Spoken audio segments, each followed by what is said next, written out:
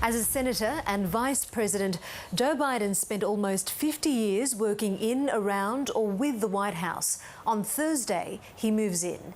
As the new commander-in-chief, he'll inherit problems on multiple fronts. Pulling a nation out of the darkest of winters, healing deepening racial wounds and restoring America's tarnished reputation on the world stage. It's a tough road ahead and will play out against the backdrop of the despair and rage of supporters still loyal to his predecessor. So can Joe Biden shoulder the burdens of office and the challenges that await him? Correspondent Greg Jennett has tonight's special report. I've made over 8,200 round trips, over 2,100,000 miles on Amtrak. Much of an adult life flashed by looking through windows from Wilmington to Washington. After 2 million miles riding the rails, forging an image as the workers' friend, Joe Biden's about to reach his destination. Union Station's where Joe Biden's long journey to the White House began almost 50 years ago. But the days of Amtrak Joe are about to be suspended. He's trading up from train travel to the trappings of high office once he swears his oath this week. I, Joseph Robinette Biden Jr., do solemnly swear.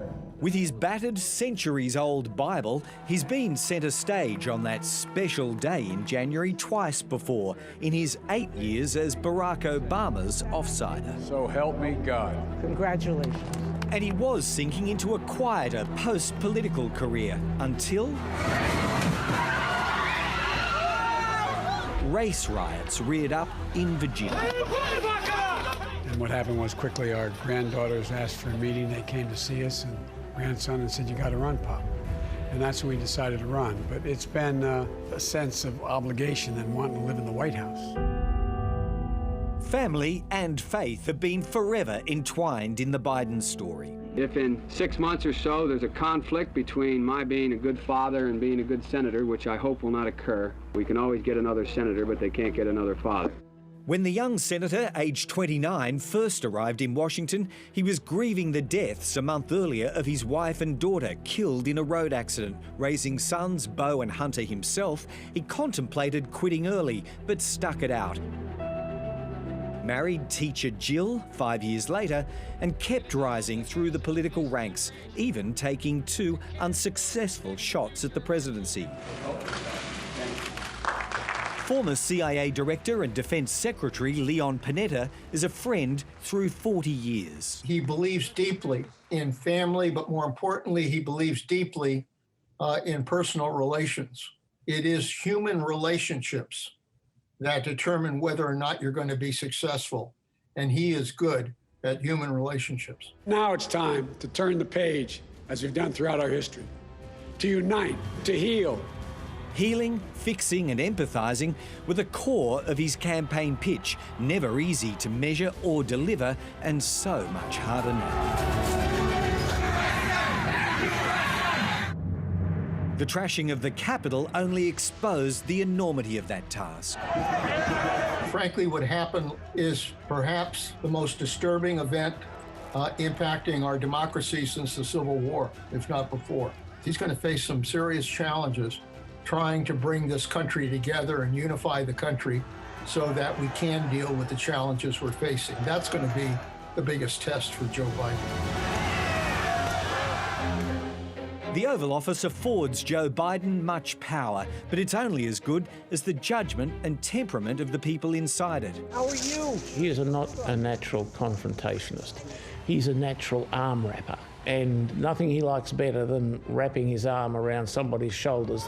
He loves people, he loves embracing them, he loves embracing us. Former ambassador, now WA Governor, Kim Beazley's crossed paths with the President-designate for decades and reckons if anyone's got the skill set to meet the challenge of the times, he does. He is the best prepared president the United States has had within living memory.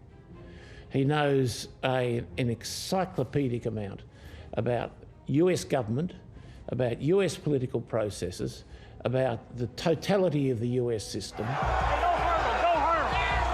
America's abundant, raw-edged anger's only the start of Joe Biden's problems. Add to the list a vaccine rollout, pandemic death rates running at around 4,000 a day, and trillions of dollars worth of extra stimulus for an economy mired in recession. More severe storms and droughts. Plus, there's his commitment to clean up industry, roads and the climate. It's already happening.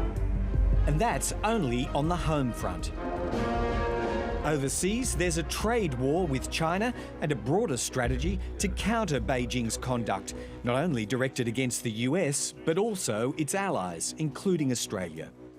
I have no concern that the Biden administration is going to be soft on China. It's going to take a different approach than the Trump administration.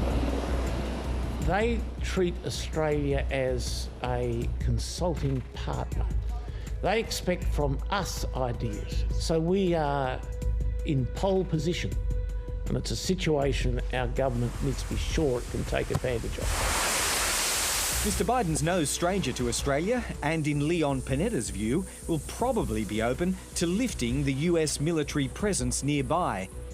We've got to show China that countries like Australia, the ASEAN countries, are unified on trade, on security issues, and that we represent an alliance that China is going to have to deal with. When the moment does come, this week's inauguration will be as humble as any can be. No Trumpian-era bragging rights on crowd numbers. That was abandoned long ago. The 46th President's ceremony will be unlike any other, deliberately barren along the Mall. COVID safety's one reason, but so's security after the siege on the Hill. And in this time of greater vulnerability for America, there's also opportunity to seize the moment. If he's the savvy negotiator and consensus builder he's said to be, expect early, easy wins on his economic agenda. After all, he's got the gift of a Congress controlled by his party and riven Republicans worn down by the last 4 years and broken by the last few months. Greg Jennett, ABC News, Washington. Turning to sport now, and in cricket, India's Taylor